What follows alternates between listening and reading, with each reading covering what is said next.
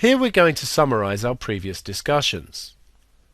We've discussed the situation where the coefficient of x squared is a positive number and also where the discriminant is positive. Here we know the curve will be happy in shape and will cut the x-axis at two distinct points. For the coordinates of the minimum, we could use completing the square, and this always works.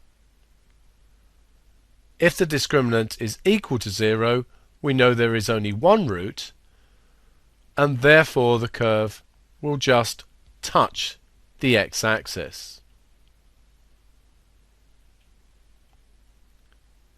If the discriminant is negative, the curve cannot cut the x-axis, and so all of the curve is above it. If the coefficient of x squared is negative, the curve is sad in shape. Here it must have two distinct roots. We could find the maximum point by completing the square. Here we know there will only be one root, so it will just touch the x-axis. And here we know there will be no roots, so the whole of the curve must be below the x-axis.